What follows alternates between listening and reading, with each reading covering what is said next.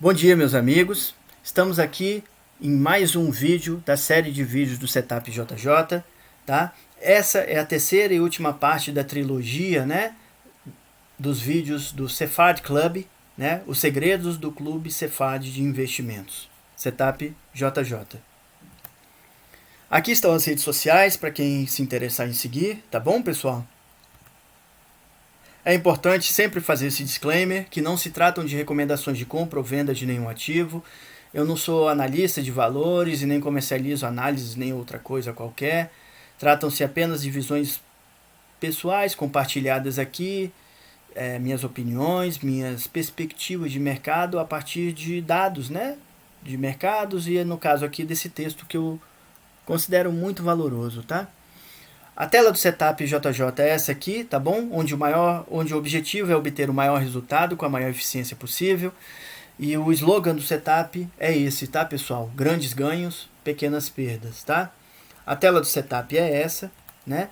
Onde eu considero ele o relógio suíço, né? Eu chamo ele de relógio suíço com essas engrenagens, ou seja, nós trabalhamos com esses indicadores, onde aqui na playlist do Setup JJ a gente tem vídeos explicando cada um deles. Só que eu preciso lembrar e ressaltar que a principal peça de qualquer setup existente, de qualquer técnica, seja analista técnica, seja analista fundamentalista, quantitativa, qualquer que seja, a principal peça do setup somos nós mesmos, tá? E essa peça precisa realmente estar extremamente bem para fazer ótimas operações, tá, pessoal? Cephard Club, os segredos do Clube Cephard de Investimentos, Setup JJ. O texto dessa trilogia foi escrito por Marcos Eduardo Elias em julho de 2015, publicado. Eu guardei esse texto e sempre eu releio ele. Não quer dizer que eu concorde com tudo, como já falei nos outros vídeos, tá? Nos vídeos anteriores, que eu vou deixar inclusive aqui na descrição do vídeo, tá? E estão na playlist do Setup também, na ordem. Acho importante procurarem, tá? Quem é Marcos Eduardo Elias, saberem da história dele. Não sou um jogador do mundo, tá bom, pessoal? Sequer conheço ele e tudo. Apenas trouxe esse vídeo dele como uma coisa realmente de muito valor de experiência para mercado, para mim, tá? Acredito que para todos aqui também que lerem, tá bom? E no tocante à vida, pessoal, eu aprendi sempre a tentar absorver o que ela tem de melhor, tá? Das pessoas, das circunstâncias, dos acontecimentos, de tudo da vida, tá bom? 14º mandamento. Não se apegue às operações. Não seja saudosista ou leal a um determinado papel ou estratégia. É isso aí, pessoal. Cuidado por não se apaixonar pela operação, né? Pela compra ou pela venda. Cuidado por não ter determinada paixão por tal empresa, por tal ativo. Tá? Muito cuidado, tá, pessoal? A gente está aqui para ter paixão por uma coisa, por fazer a coisa certa, tá? O resto todo é consequência, tá bom, pessoal? Então, determinada empresa vai ter momento que ela vai ser uma boa empresa sim para se operar, mas em outros não. E aceitem isso, tá bom? Ou qualquer outro ativo, tá bom? Eu falo de empresas porque realmente minhas principais operações são feitas em ações, tá? Mas a gente tem, todos sabem aí, derivativos, índices futuros, commodities e por aí vai, tá bom? Opções, né?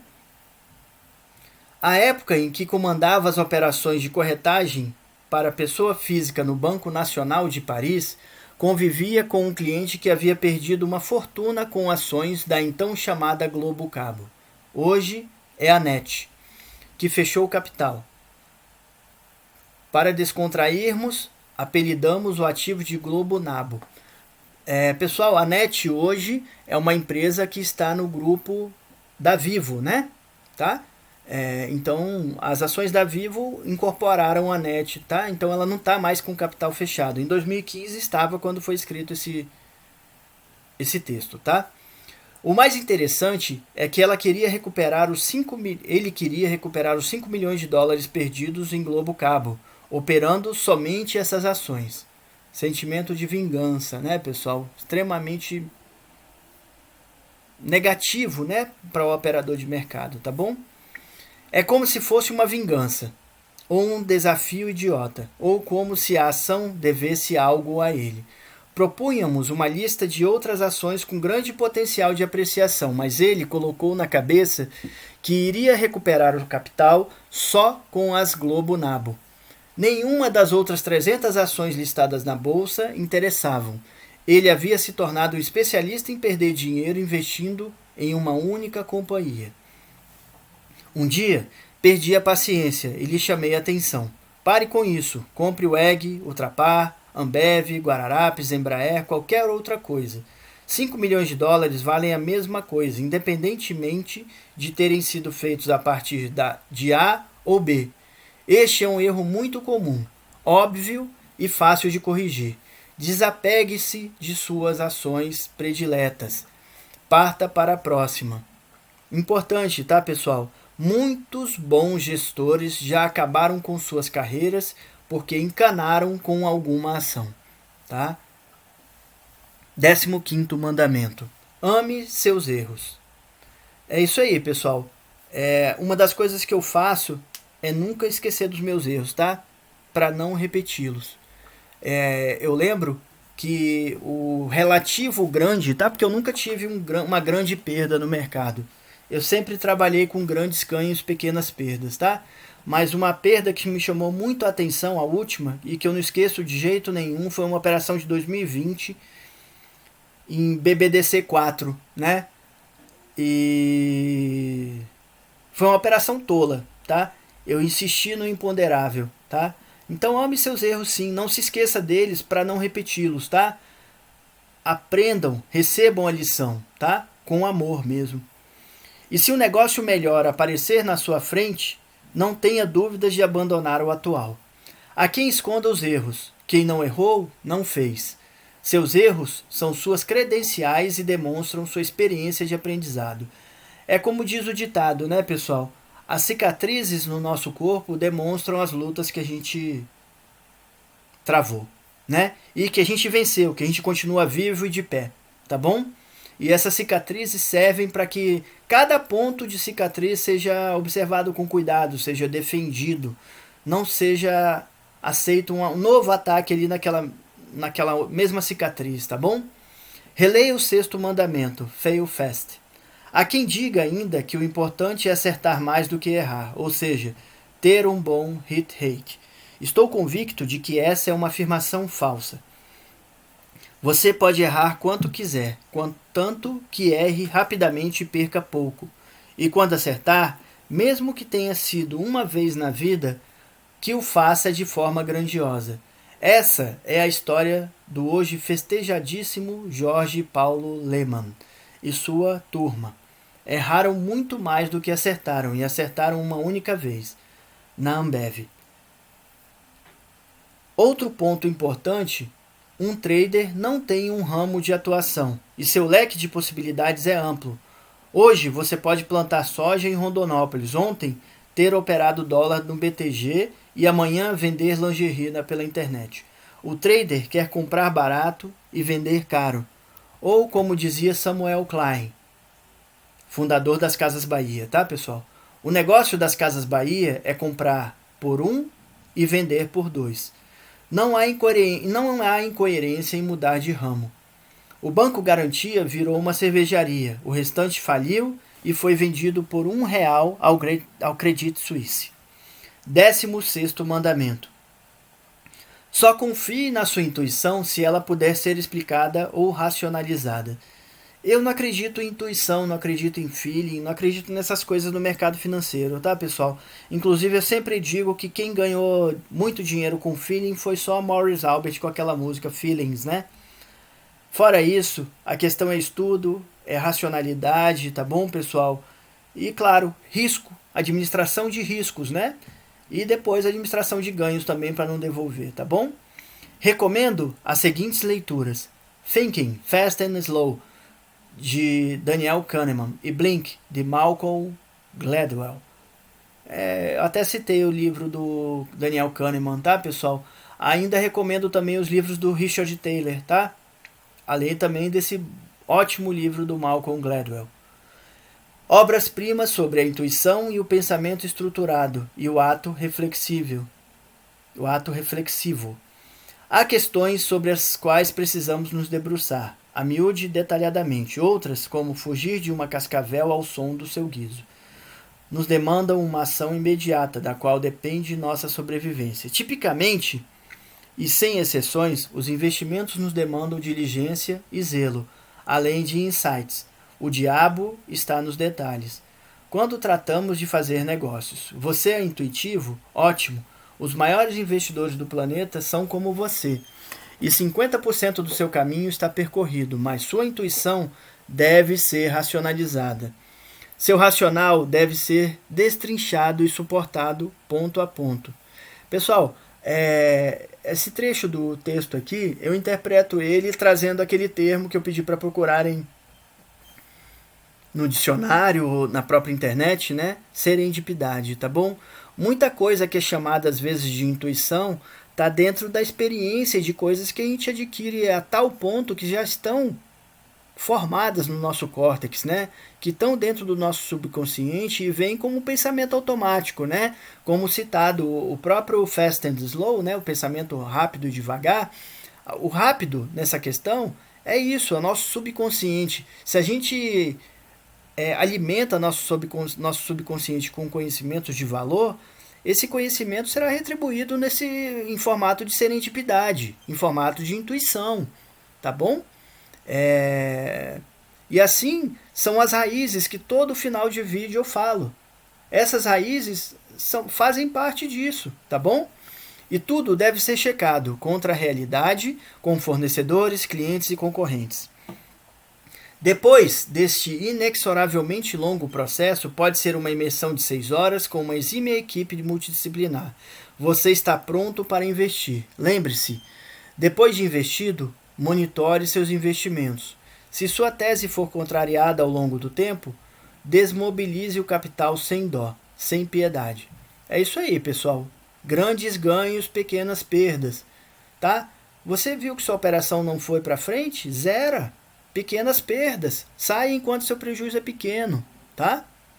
17º mandamento.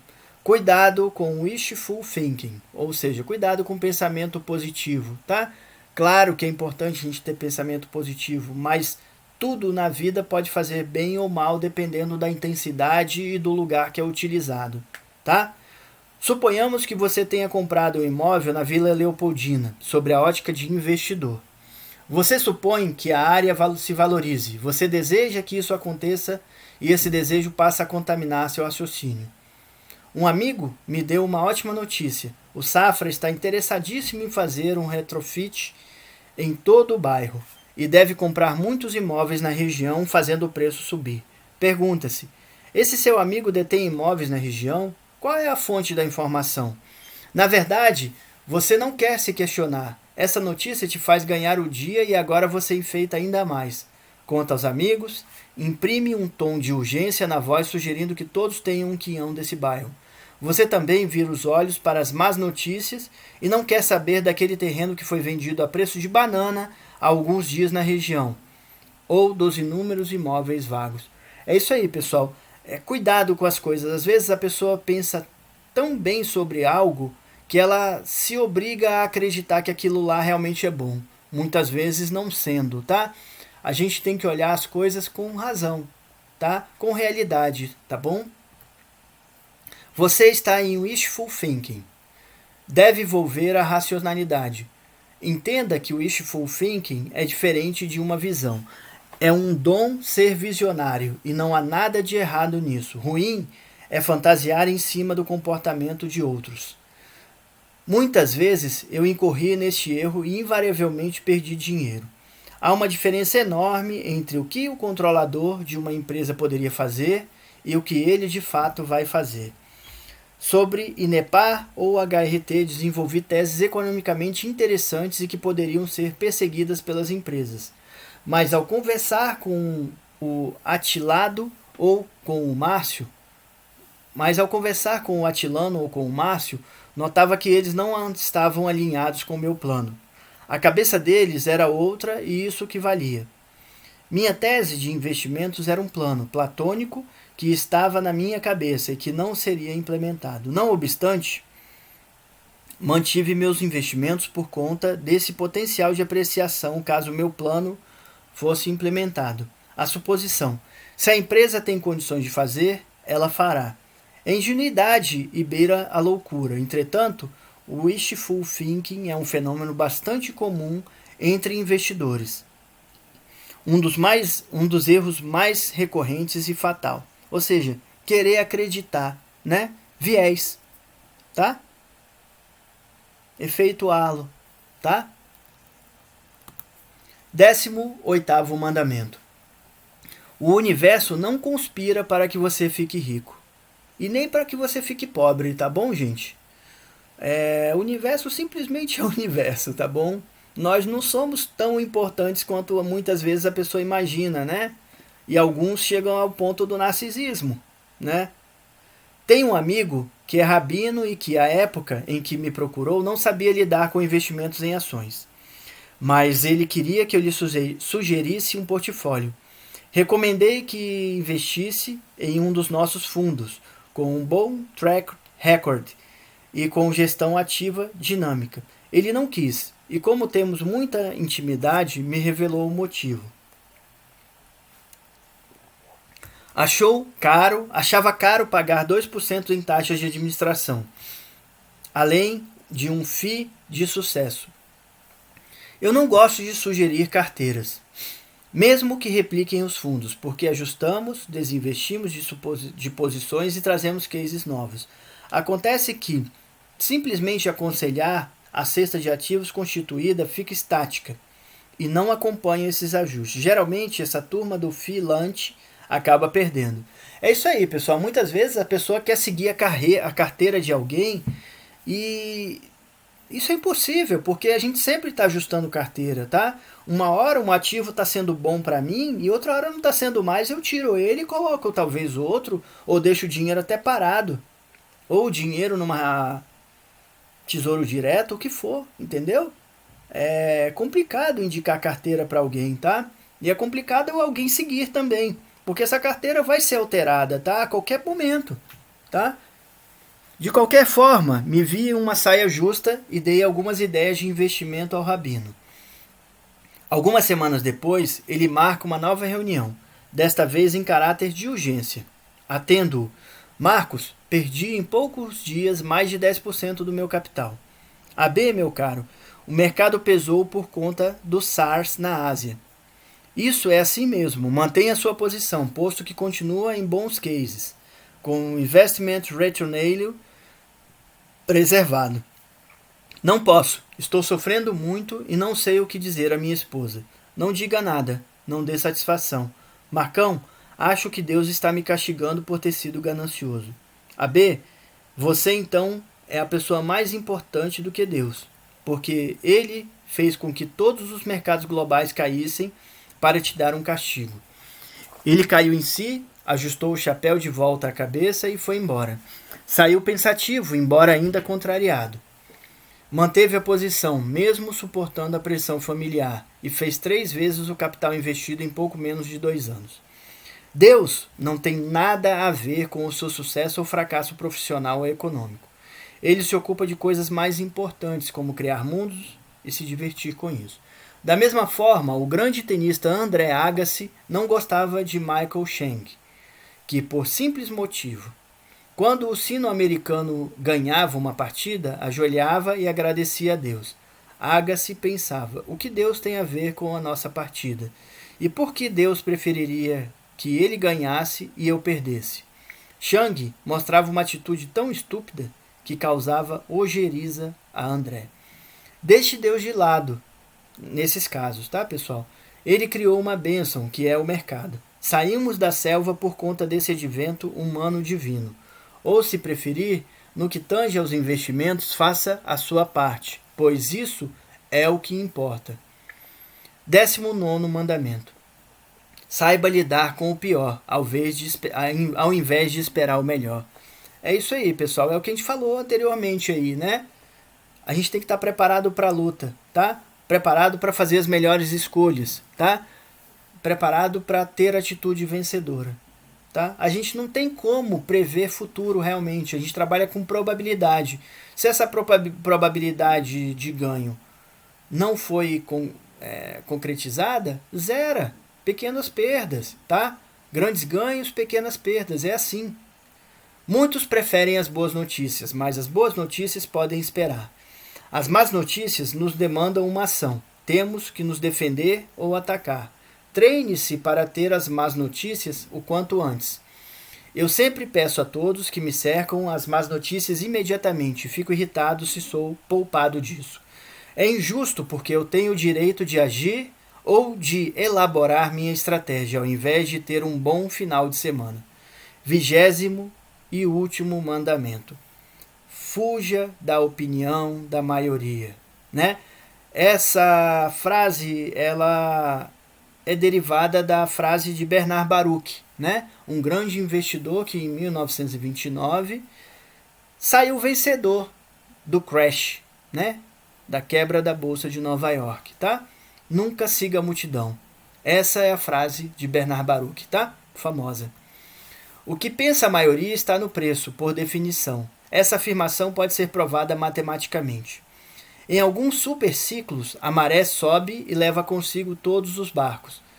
O barbeiro e o taxista também ganham. Mesmo assim, geralmente participam do final da festa. A Bolsa Nacional viveu um desses ciclos generosos entre 2003 e 2007. Mesmo para este período, os maiores ganhos foram auferidos em 2003, com o Ibovespa subindo 100%, e em 2004, com a siderúrgica se valorizando acima dos 70%. Bastava se concentrar em mining and metals para repetir 2003.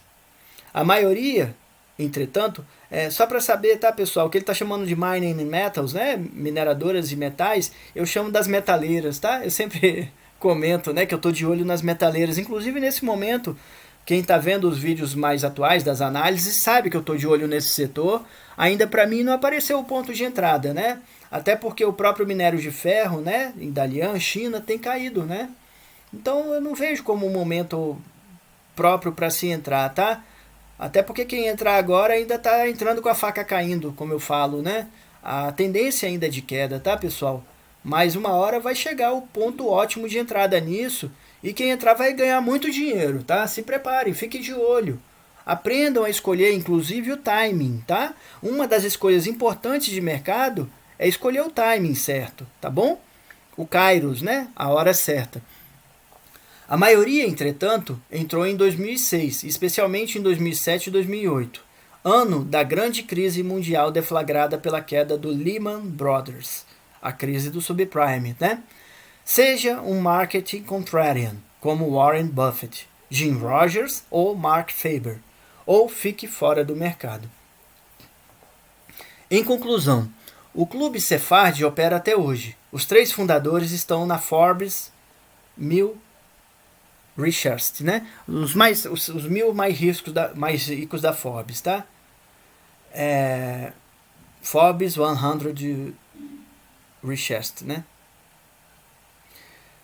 Todos começaram do zero, pedindo pequenos empréstimos a amigos e honrando-os generosamente. Cuide do seu crédito diligentemente. É isso aí, pessoal. Honestidade, seriedade, cumprir com a palavra, estão todos lá na administração que eu coloco aqui no final do vídeo, de se cuidar bem das raízes, né? Vejo no Brasil de hoje, em 2015, tá? Um momento excepcional para aderirmos aos mandamentos desse clube como uma religião. Isso porque tudo o que precisamos é acertar um bom ciclo de mercado.